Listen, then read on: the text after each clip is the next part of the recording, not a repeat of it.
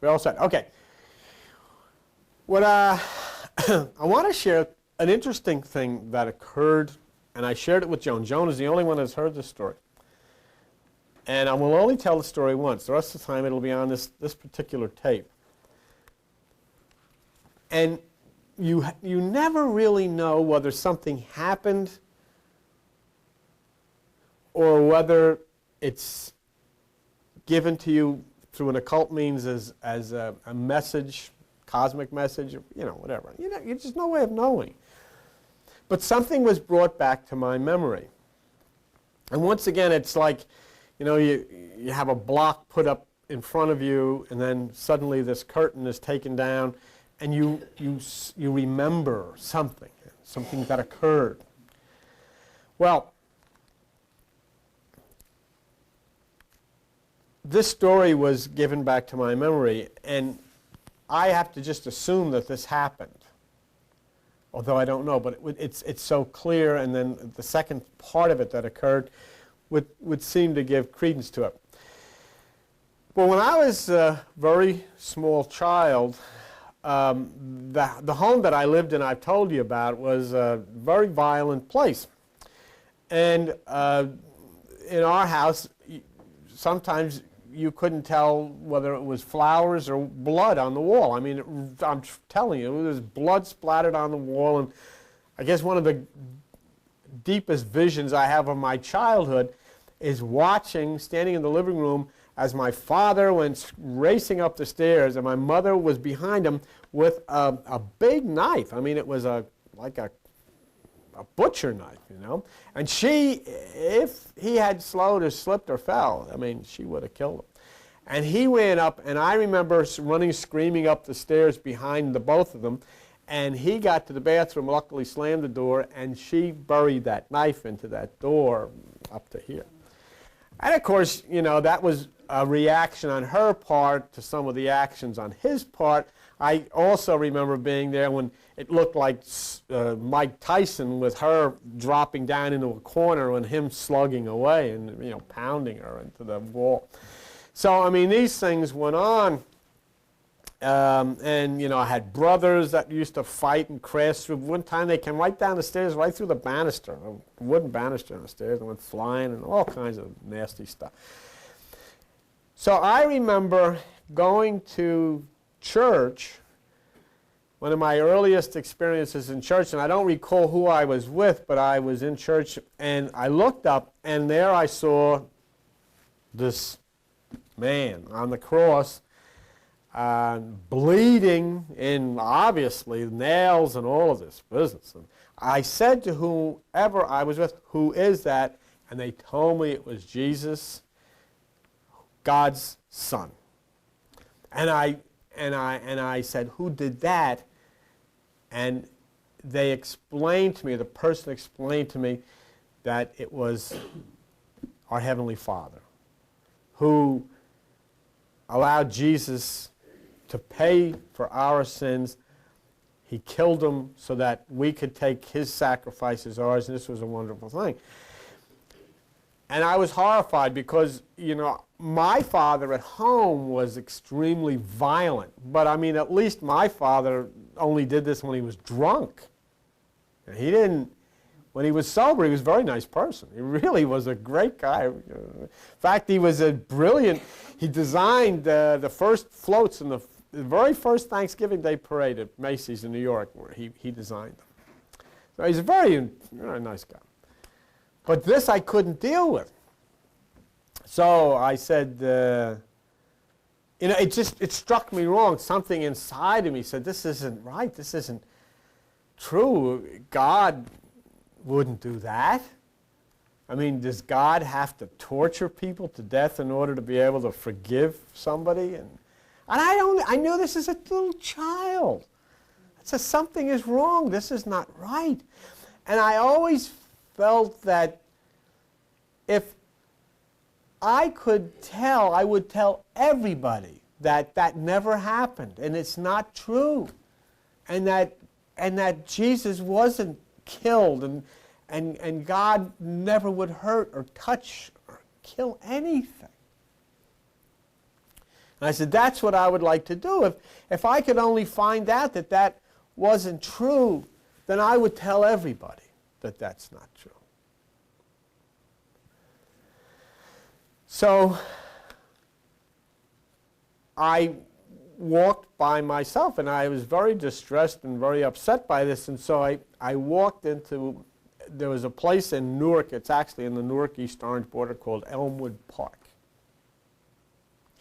And I walked into the park. And now what has brought back to my memory that I went, the park had a large oval in the center with all these ball fields, and around it was this like gravel track where they used to run and everything, and then the woods and so forth. It was a very beautiful park. And I sat on the bench, and I was staring straight ahead at the oval where all of this was going on. And I was just, you know, between what had happened at my home and what had happened at the church and all of these things, I was very bothered, because I was very bothered for a long time. I mean, things were played into my life that I now realize, as I've been made aware of, were part of what was expected of me to do. I mean, disappearing into the woods in Newark for days, weeks on end, you know, was all part of this process. But I sat on that bench and I stared just straight ahead, and I never noticed until I looked up. I never saw him come, I never heard him, but I looked up, and there to my right, sitting on the bench, was a man. And I remember this about him. He had brown shoes with shoelaces, gray slacks, a gray sweater, and a fedora hat. And he never looked at me. And I looked out of the corner of my eye, and I didn't really think anything of it. And he called me by my name, and he says, "Billy, you're upset." And I said, "How do you know my name?" And he says, "I know more than you think. I know everybody's name." So I says, "I'm not upset." He says, "Yes, you're upset." I says, "What do you think I'm upset about?" He says, "I can tell you what you're upset about. You're upset because you heard that God killed Jesus. And you've made a commitment that if you could find what the truth is, you'll tell everybody the truth." And I didn't say anything. I remember sitting there, and I said, "But I don't know." And he said, "Well, I can make it possible for you." And he stood up, and he never turned around, and he never looked at me. And he started walking, and he walked to the right on the gravel, and he started walking around the path of the oval. And I just looked at him, and I followed him as he walked. And then I decided what I would do. I was going to follow him and see when he went out of the park, did he get into a car or did he walk to a house? And I was going to follow him to wherever he went, whatever house he went. But about 3/4 of the way around the oval, as I stood and I was walking, and I would kind of like go behind a tree so that if he kind of looked back, and about 3/4 of the way, he turned and went up an embankment into where some trees were. So then I ran, because I figured, you know, I know they had these picket fence around, and he might go over the fence, so I ran because I wanted to find out. And I ran right to that point, and then I went up the embankment into the clump of trees, and there was nobody there. But I heard a noise above me, and I looked up, and there was a dove, a beautiful dove on the branch of a tree. And you know, when you're a little kid, you talk to things like doves. And I said, "Did you see a man come through here?" And the dove went the way doves do and flew.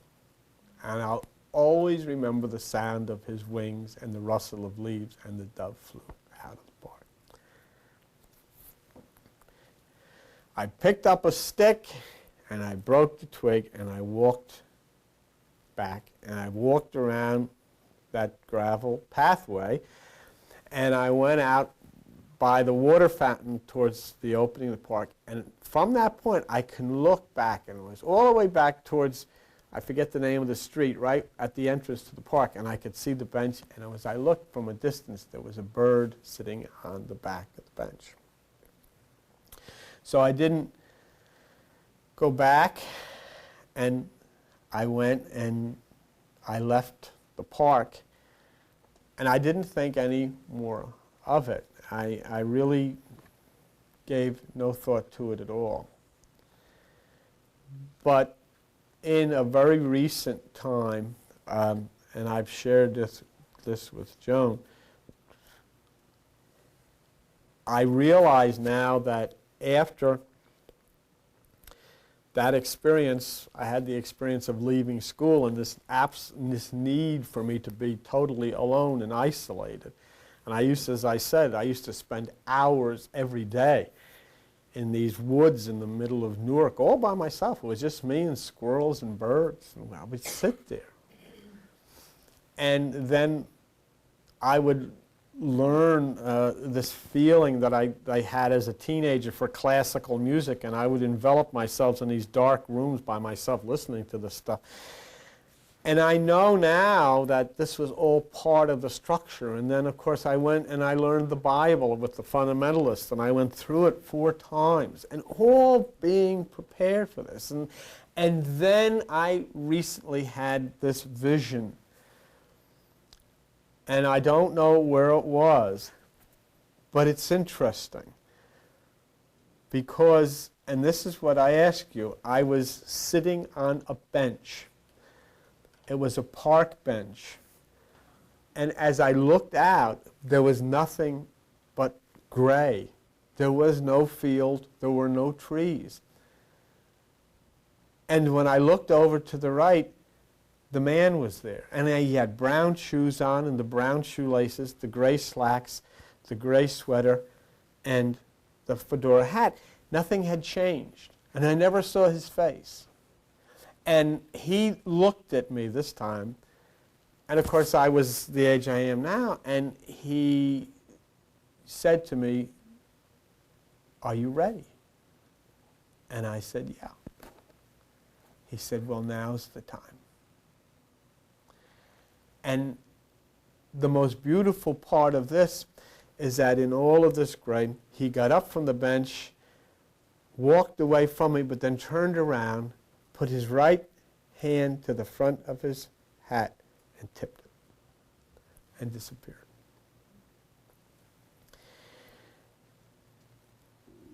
And my need now, and I know this, is to fulfill the commitment that I've made. And I've written a newsletter, which I'm going to ask Joni to help me put together, about the truth of the cosmic meaning of crucifixion and resurrection. The blasphemy that we have taught children that there is a God somewhere who would deliberately kill somebody in order to be able to forgive. That all of the blood and violence that we have attributed to God is simply creating God in our image, because that's our nature. And so my commitment then to the man on the bench and to the secrets from the sun would be to convey this truth, this message. And every place that I would go now, and I know that I will see him again, and I share this with you one time because you will sometime and somewhere sit on a bench, and there you'll someday see a man sitting next to you. And whether you'll be able to say, "Hey, are you?"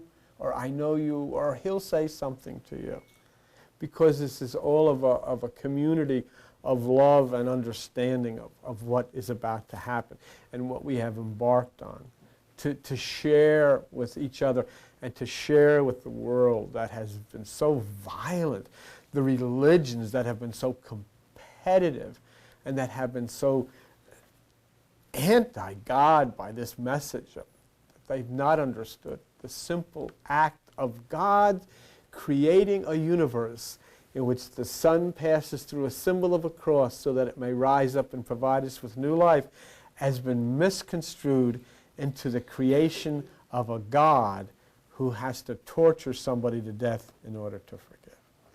And we wonder why the kids and the The very nature of life itself is so destructive. So that's the story of the man on the bench. And it became very extremely real to me. And I share it with you because it's been part of this. It is now, it's a real deep part of this. And everywhere I go, and especially when we're out somewhere, if I sit, I look. And I don't know if I'll ever see him, but I kind of think I will, and maybe you will. Or maybe you in your dreams or in your visions will have an experience yourself of an encounter with such a beautiful thing. But the basis of this whole thing is to break down all of this, what we've accumulated through our traditional concepts, which we've given to our children. We have given our children the story of blasphemy, and we champion it as the traditional American Christian way. And we've never, ever been able to understand why we have created such a horrible, terrible environment for these people and these kids to live in. And yet we've done it quite as part of the pride. So let us then move to the point where we've got a few minutes here. Let us move to the point away from the man of the bench. And let us consider what we have to do. You have three things now to do as we get to this point of the seventh seal, which is the seventh planet. You've got to understand the seals. And you've got to understand that you have a pre-understanding. What is it all about? What do the words in the Bible mean? Then you have the power. And then you have the opening of these seals, and I would like you to be part of this. I've said it over and over again. It's so simple to understand, and yet for so many of us, it has eluded us. So let's look at it together. Let's take our time with it as we look at it together, and let's understand it. And if you'll turn to page 1004 in the book of Revelation and look at Revelation chapter 4. We'll begin. And as I said, I am anxious for you to cross the rainbow bridge with each one of us and together. But I need you to, somewhere along the line, somebody has to be responsible enough to say, I will at least discipline myself to begin to understand these things. All right. If you look at Revelation chapter 4 and in verse 1, what do you see? And this verse should be very important because many of you have actually experienced it. A door was opened in heaven. That's what it says. I beheld a door open in heaven. That door actually is a symbol of a word that's very important here. It's opportunity. The door opening in heaven is your opportunity. Now the point is, if the door is opening in heaven, this is interesting, but I've got to first locate where heaven is. Heaven is God's kingdom. Heaven is God's kingdom. It's, this is simple for you to understand. Well, okay, if heaven is God's kingdom, a door or opportunity is opening for us in God's kingdom. What is the location? Where is that? Go to page 853. And in page 853, look at Luke chapter 17. And in Luke chapter 17, look at verse 21. Neither shall they say here or there, for behold, the kingdom of God is within you. So there is a door, there is an opportunity. And the opportunity that is opening is in two ways. We look at it as a macro, and we can look at that as the sky in heaven. We can look at it micro, and we look at it as the mind. Something has opened in the mind, something has opened in the sky. There is an opportunity, there is a stirring, there is something that has occurred in the affairs of the earth and of the cosmos, which is obvious, and we hear about all of this stuff about the planets and so forth and so on. But there is, in addition to that, something which is stirred in the mind. So there's always 2 points you look at. Heaven is the sky, heaven is the mind. An opportunity has presented itself. We know that's through the Aquarian age. A door has opened so that you can have understanding of the universe that you live in, and you can have understanding of yourself. Now let me show you how it works. The electromagnetic fields from the sky play a very important part in determining the feelings in your mind. Okay? And the angles that these electromagnetic fields impact the brain that have a result of making you think the way you do, these angles are called in religious terms angels. And the angels can be archangels, which means the electric impulse can arc from one part of the brain to the other. But that's what. So the door opening is an opportunity, and you then have an opportunity. You have the opportunity. You have the opportunity to discover yourself. You have the opportunity to discover the knowledge of the universe. You have an opportunity. It's no longer a closed situation, and it happens because of a season. In the same way that in the summertime you have an opportunity to use the pool. In the wintertime you don't have an opportunity to use the pool. Well, in this particular Aquarian time, you have an opportunity to understand yourself. You have an opportunity to understand. You can help others for the first time. You can actually help others. You can help the earth. You can help the animals. You can help all things because there's an opportunity for you to understand. And this is a feminine principle. You can enter into the right side and you can intercourse Pia Mater, the Holy Mother. See? Now, how do you do this? There are 2 ways to do this. And both of these demand little or nothing for you to do. But look at page 1, I don't know what page it's on. John 21, what page is that on? I don't know where I got it down as 1, but it shouldn't be 1. What page is John 21 on? 886. All right. John 21 on 886, on page 886. Look at verse 6. And in verse 6, Jesus says, cast your net to the right side of the ship. In other words, there's a way to do this. You develop energy, you direct your energy to the right hemisphere of the brain. Very personal thing, very private thing. It isn't something that requires you to join anything. But why is Jesus saying, cast your net? Just stop for a minute. The stories about these guys are fishing. There's fish around. Jesus comes down and he says, you'll find fish on the right side of the boat. Why is that in the Bible? What's the purpose for that story to be in there? To show what a good fisherman he is? That's silly. To show that he's a magician? That's silly. There's a reason for him to say, cast your net to the right side and you'll find. And fish is always known as brain food. Cast your energy to the right side. And that's what Jesus is saying. He said, cast your net to the right side and you'll find. And who is on the right side? If you look at your head, you'll find that at the right side to the center is Pia Mater, the Holy Mother, and that's what you'll find. You find the energy of yourself. You find, and here's an opportunity for you. The opportunity presents itself because you never knew this before. You never had any knowledge about this before. Now you do. And as the solar energy, we have the second point. Jesus is the solar energy. The solar energy intercourses with the right side, and summer comes. And so then we have what goes on in the sky. What goes on in the sky is that in April, the sun rises to Aries and then sits at the right side. That's what goes on in the sky. What goes on in your mind is that the solar plexus energy mounts up the 7 chakras, intercourses with the pineal, then opens the right side. And so both of these things occur in the same way.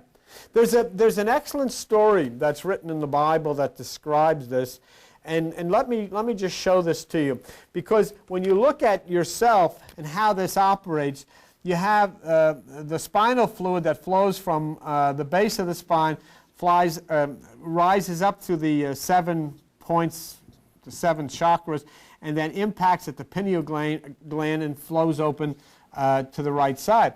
If you look at page 802, and if you look at Matthew, you'll see in Matthew chapter 25 an interesting thing, and it's the story of the bridegroom and the 10 virgins. The bridegroom and the 10 virgins. Matthew chapter 25. And in Matthew chapter 25, verse 1, it says, "The kingdom is like unto 10 virgins who took their lamps and went to meet the bridegroom." But if you look at verse 5, you'll find a problem that may be with yourself. And it's something that you and I have to be very careful about. And nobody says you have to do this. If you don't come here, you don't come. I mean, you know, it's nothing I can do about it. And if you don't really work at this within yourself, you don't. I mean, that's up to you. But in verse 5 of Matthew 25, it says, "While the bridegroom tarried, they all slumbered and slept." You know, and it's very simple and very easy to do this. I can tell you a lot of people, between the time they found the 6th planet until the time they found the 7th planet, it might have been 3 weeks. That's too much time for people to wait. Waiting 48 billion years, but 3 weeks, I can't handle that. I knew what's going to happen. There are some of you sitting here who are wondering if anything's going to happen. And I can, no matter how I can jump up and down here and tell you, oh yes, it's going to happen. It's going to happen while you're here. Absolutely, it's going to happen. But it's still hard for you to believe until you see it. And you know what? After it happens, you'll be waiting for the next thing. That's the nature of the mind. But look what happened at verse 6. At midnight, the bridegroom came. What do you find about midnight that's interesting? 12. 12 is that universal number of perfection that involves the cosmos, involves the zodiac, involves everything. Okay? And there is when it comes, at that point of perfection at midnight. In other words, in the dark time of the soul, in the point of meditation, the bridegroom comes. All of a sudden, out of nowhere. Remember, everybody's sleeping. You couldn't come on a Tuesday night. Why? Well, I got to sit on the couch and I got to watch something on TV. It's very important. Here's the universal, culmination of all things of the universe are going to happen in your head tonight, and you're not going to be there. Can you imagine such a thing as this? Why is that? Because so many people have told you this all of your life that if the real person does come and tells you the truth about this, you can't believe it. Because so many people have told you a lot of baloney.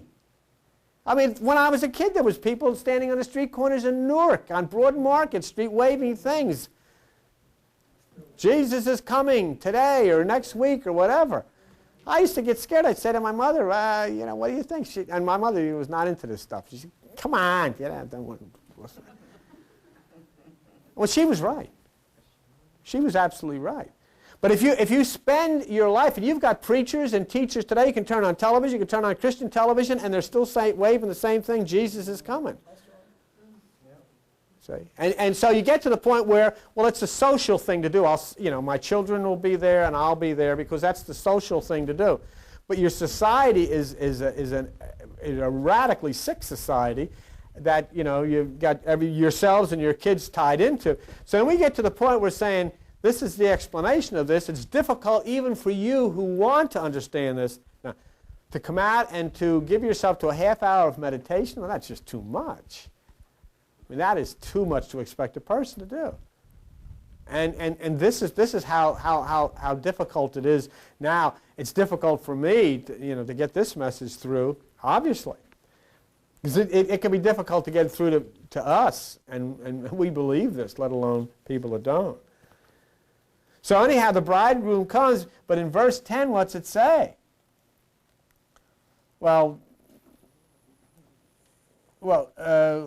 Excuse me, look at verse 8. The foolish said, give us oil, our lamps are gone out. 5 of these virgins didn't have any oil in their lamp. 5 of them ran out of oil. Didn't have anything there. Do you have any? In other words, you're coming to church, you've been going to church all of your life. If Jesus shows up and you have to have oil in your lamp, which means the oil in the spine moving upward in meditation. Have you got any in the... there's the lamp. The lamp is up here. I know you got a lot of oil down in the tank. But the oil in the tank ain't going to cut it. You got to have it in the lamp. Okay. So what happened here, these people, what's talking about the 5 foolish virgins are the 5 senses that have none. Sight, taste, touch, smell, hearing. That's the 5 foolish virgins. 5 senses, they don't have any oil in the lamp. Now you get the 5 wise ones are the 5 that do have. There's probably 5 of you in here that have oil in your lamp. There's probably 5 of you in here that don't. And, it becomes a very personal thing then. It has nothing to do with me. You haven't proved nothing to me. And you have nothing to prove to anybody else sitting in here. The thing is, when he shows up, you're going to have oil on him. And you make that decision totally for yourself. And it's going to be very disappointing for you if you find that you don't. And then you have found that not only didn't you have any oil in the lamp, you fell off the bridge, you're laying in the mud, and the whole thing's a mess. And you got to get up, dust yourself off, and look for somebody else to tell you how to get up to the bridge and try it again. So how is it important that you keep that oil flowing? You know what this is? This is the religious admonition in the Bible to anoint the forehead. You see them in religious circles. Christians today do it all over the place. They anoint people's forehead with oil.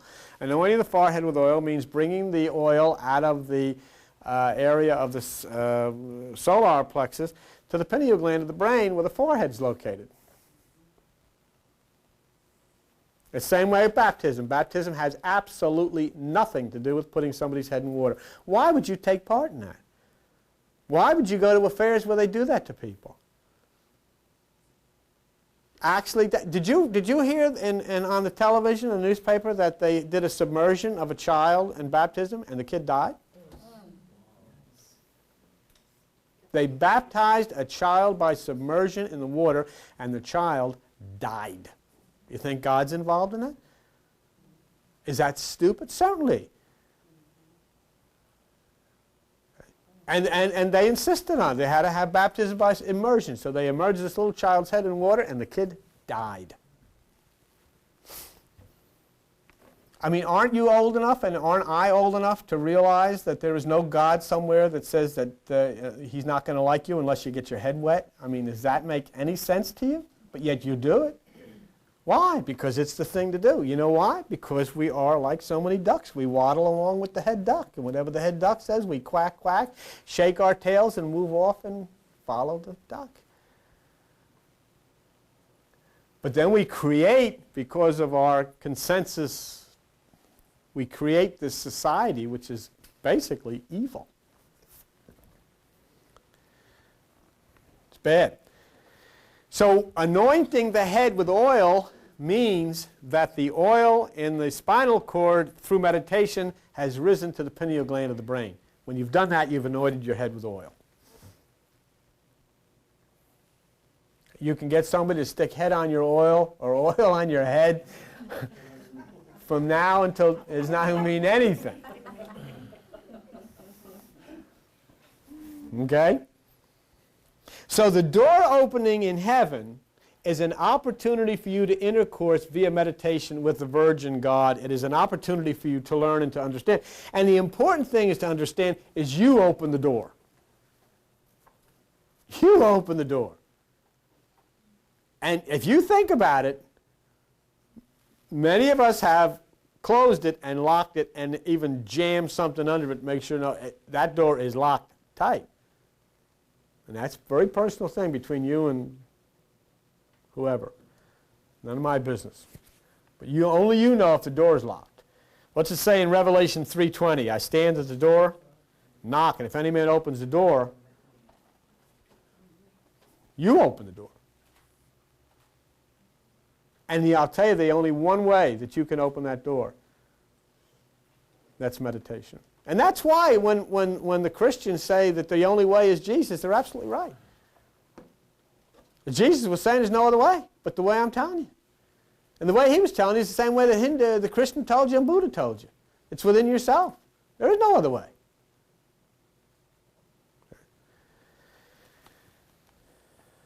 Many of us have had the opportunity, and many of you opened the door when you first came here, but then many of you closed it again. Winds of change or ideas or something come up or something you wanted to do for yourself, whatever it was. And, you know, sometimes you open the door and then you hear the door slam behind you. And the door's closed again. But for those of you who have opened the door and left that door open, and you know if it is or not, only you know, then you'll understand Revelation 4:1, where we're at. And if you look at Revelation chapter 4, verse 1, page 1004, the first voice is a trumpet. The first voice is the trumpet.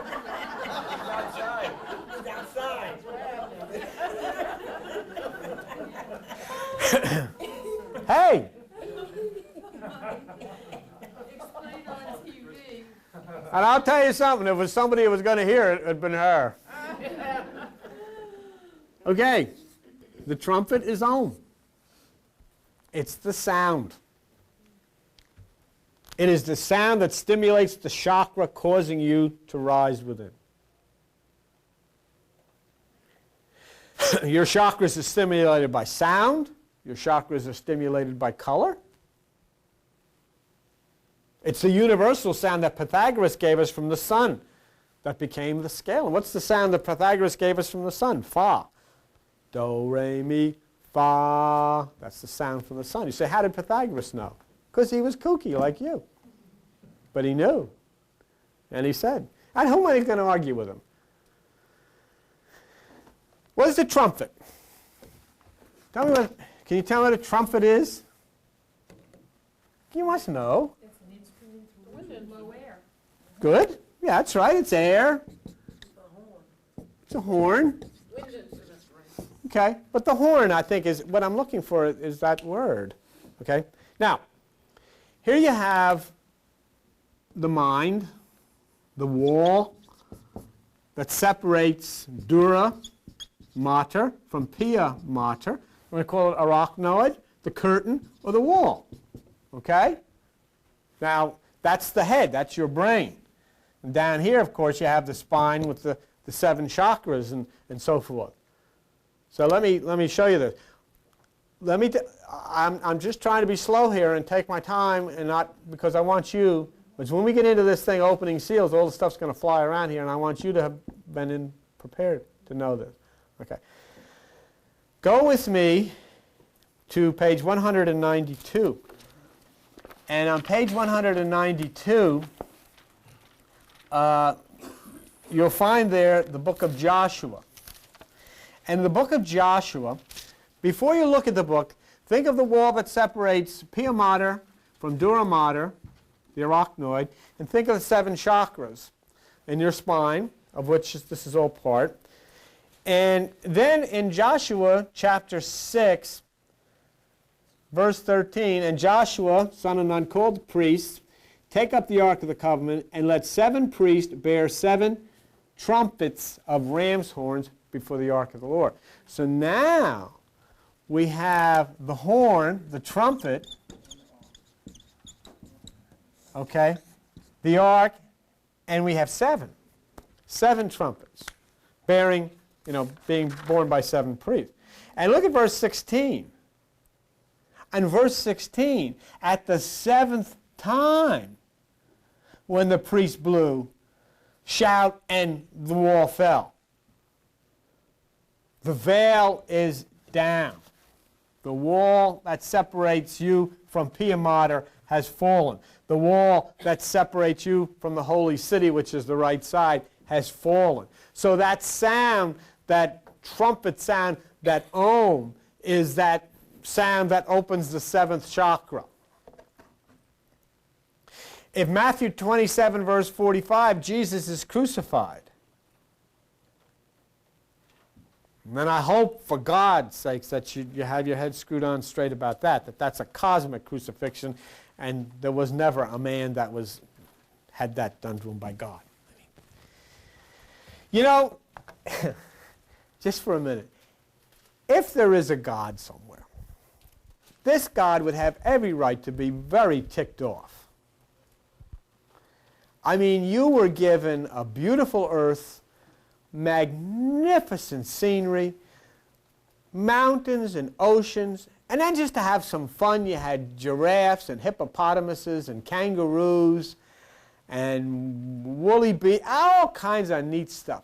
You were given surfing and music and fun, sensational food and all this, and you turn around and join the group that populate the earth and saying that this guy is incapable of a simple act of forgiveness without torturing people to death. What kind of gratitude is that? How would you feel? How would you feel if somebody said that about, somebody in your family? That's what we've done. And you wonder why the world is a mess, and you wonder why nature does what it does, and why people get so sick, and all of these things.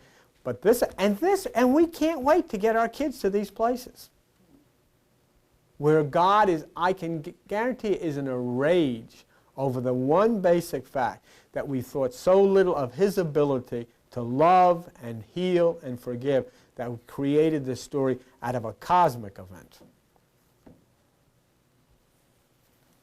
That he can't, there is no forgiveness without the shedding of blood. Can't we be mature enough to understand what that means? Sin is the emotional nature, and unless you shed the life force, the inner life force, which is the mind, you can't reach a point of forgiveness. It just means separating from thought. So anyhow, in verse 51, it says when this crucifixion takes place, the veil is rent between the 6th and the 9th hour. So the macro, which is the sky, invites the world. The micro, which is your mind, invites you. The door is open. And look on page 1004, and we're just about wrapping this up. 1004, in Revelation chapter 4 and verse 1, there was a trumpet which said, "Come up higher, and I'll show you things." And those of you who have accepted that invitation certainly have been shown many things.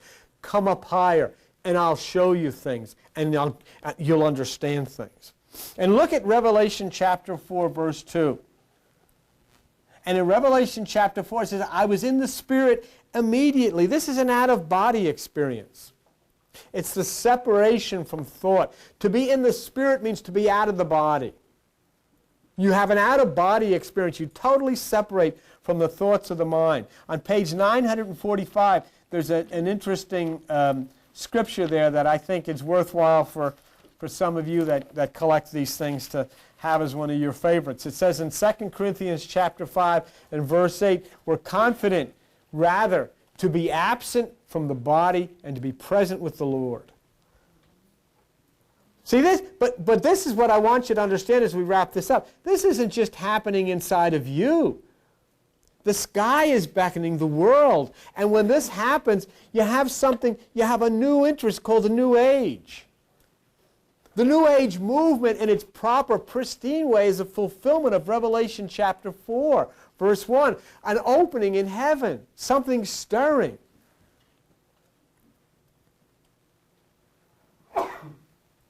Now look what it says in Revelation chapter 4 and verse 2. In Revelation chapter 4, verse 2, a throne was set in heaven, and one sat on the throne. The throne is occupied by one. And one is I, and one is the single I. One is me, one is I, one is one. It is the controlling factor of the universe. It is the highest realm of human consciousness. Carl Jung called this the superconsciousness. In Egypt, it represents equilibrium and support and security. The king sat upon the throne. Now, this is the last thing we'll do this morning as we get into this preparation for opening the seals. But if there's a throne, it kind of places you in a position of being subservient. You know, whenever you come into the room of the throne, you feel like you're a peon and the king is sitting. But when you see the occult prophecy, that you understand who may ascend to the throne, then it has to lift you. It has to take you into a whole completely different understanding of this. You're not subservient. You're not supposed to come into a church and get on your knees. You're not supposed to bow your face to the floor. These are all counterproductive things that are caused by the institutions of religion to place people into this type of subservient type of situation and position. But look at page 1002. It's only 2 pages back from where you are. And if you look at Revelation chapter 1, verse 6, it says, God has made us kings and priests unto God and his Father. To him be glory. So we are not subservients. We ascend to the throne. We exercise dominion over ourselves. We exercise dominion over nature. That's exciting as we understand the mind. So we're not supposed to be down here on our knees. You're supposed to be standing on your feet. You're not supposed to be covering your face. You're supposed to be opening your mouth. You're not supposed to be hiding from the wrath of God. You're supposed to be administering all over this universe. But you're never going to be able to do this unless you ascend up and take the rightful position that is yours on the throne, which is your divine superconsciousness within yourself. So let us just now for a second, and we go, let us just consider where we've been and what we've seen, all right? What did we discuss this morning? Because we're getting to the position of opening these seals. But remember, there's Revelation 4 and there's Revelation 5 before we get to Revelation 6 and start opening these things. And we've got to do this, and we've got to approach it maturely, and we've got to do it rationally, we've got to understand it. And it's up to you whether you come back and do this. I have no control over that. And you never hear a word from me. If you don't show up, that's none of my business. That's not what I don't get paid. I just pray for it for you and for your health and the wonders that can happen. Okay.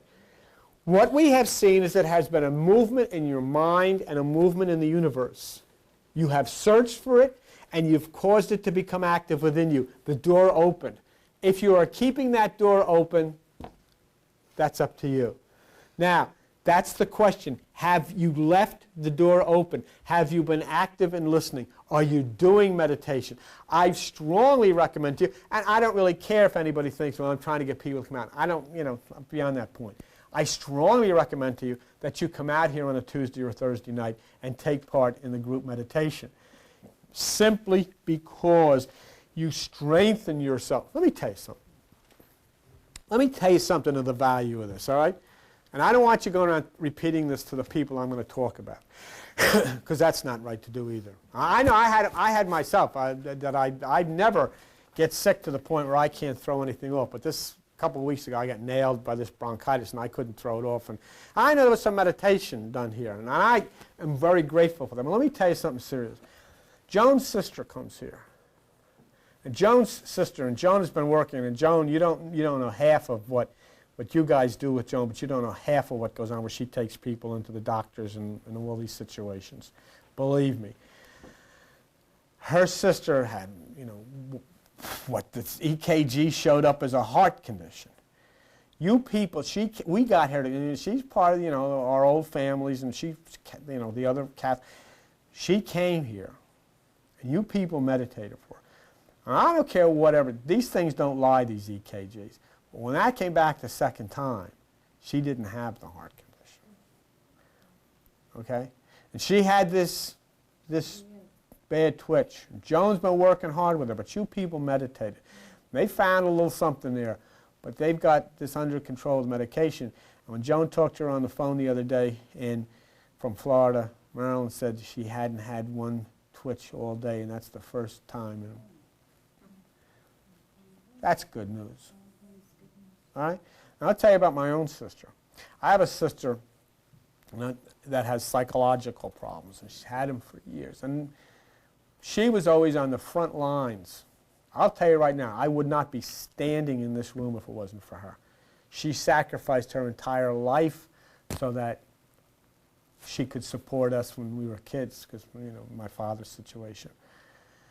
So anyhow, she had extremely severe psychological problems, and they're chemical problems. And when this chemical that she has here, she goes really completely off.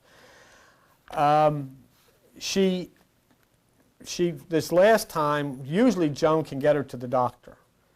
But this last time, the psychological part of it was so bad that she hated doctors and she wouldn't go. And she just deteriorated. She cut all her hair off. She just deteriorated. And, we just lost her. She really gone off the deep end.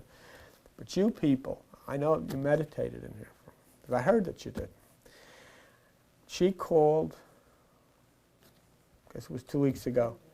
Yeah, and she says, you won't guess what I did. I said, no, Lorraine, at this stage, I never know what I'm going to hear. She says, I called Dr. Dengrove. Dr. Dengrove is her psychiatrist. So I couldn't wait to get to Joan. And that's all Joan needed was 1 inch. And the next thing, Joan was on the phone with Dr. Dengrove. To make a long story short, I want to tell you about the power of your meditation. She got to Dr. Dengrove. She was loony as a tune, but she's back on her medication. And over the last week or so, we've seen a return back to what she used to be. And I know that probably in a month or so, she's going to be a normal person. She'll come back in this room. But that's the power of this. Without Joan doing it. But you couple the two together. It's the same thing as holistic medicine. You take your medicine, but at the same time you do your meditations. But we have seen 2 tremendous things happen for people. And it's coupled with the power of what comes out of this room. And when you think that this doesn't work, that's why when you don't come to these things, I would tell you, you lose so much. For the sake of a lousy half hour of your time, you lose so much. Not so much of what you lose for yourself, but you lose so much of what you do for other people. Because the power that goes out of this place is like a Scud missile of love. Okay? So, being kings, we realize that we have the opportunity to work these things out, just like we did. We changed something in the lives of 2 people, which is going to be extremely productive for them. So this is the beginning of the activity in the sky, the activity in the mind. And in the sky, we've seen Pegasus, we've seen 4555 and the planets and so forth. We've seen the Earth's bondages responding in the Africa and so forth. And when we become aware, we are one. And remember, one sits upon the throne. Now that's just, we're in that pre-organizing of our understanding of the state. We can't go to, like Koresh did, opening seals. You've got to go where we're at now and set ourselves up in a position so that when we get to this point in Revelation 6 of opening the seals, you'll understand. You'll be probably the first people on the face of the earth who understand anything about the 7 seals. But you will. You will. And it's very close to this. So now we'll get back on, find out about Planet 7 and see what's going on. Okay? All right. Very good. Bye. We'll see you a little bit.